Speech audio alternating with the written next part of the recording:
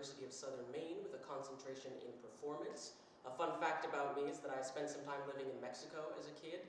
My meaningful theater experience was the first time I ever saw a Shakespeare show. It was a snippet from Midsummer Night's Dream in colonial Williamsburg in full Shakespearean garb with an audience that cheered and hissed and booed like they would in Shakespeare's day, and that was the moment I knew I had to be involved.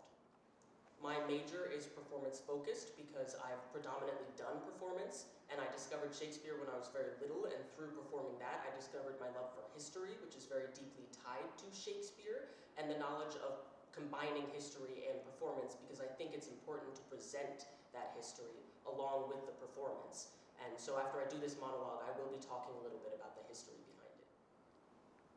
I know you all, and will a while uphold the unyoked humor of your idleness, yet herein will I imitate the sun, who doth permit the base contagious clouds to smother up his beauty from the world, that when he please again to be himself, being wanted, he may be more wondered at by breaking through the foul and ugly mists of vapors that did seem to strangle him. If all the year were playing holiday, to sport would be as tedious as to work, yet when they seldom come,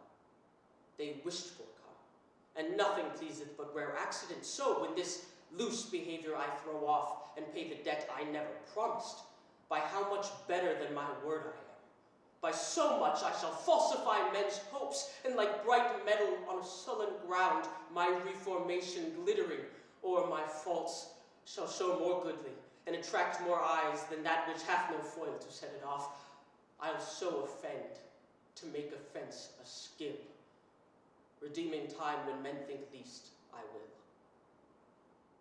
I chose to do this monologue because I feel like it explores some very relatable themes that conflict within oneself of the person you are, the person you want to be, and the person you ultimately have to be, which is exactly why Shakespeare wrote the show, was to explore those themes and to teach them to people using something that was entertaining and familiar, as the people depicted in the show were real people, and they weren't alive when Shakespeare wrote the show, but their ancestors were. The lineage, the royals who were related to these people were. So he was teaching them and helping them shape the future and knowing what not to do and what to do, what works and what doesn't. And that's something we've been doing throughout history, even into modern times. Back in those days, you wrote a play. Nowadays, you film a biopic or a period piece. And a period piece does exist of Henry IV, and the only reason we were able to make that movie is because we had the preserved works of Shakespeare. And the only reason Shakespeare was able to write his works is because we had the preserved history of what became before him, which is what I strive to do as an artist, is to preserve history, and as an actor, I strive to present that history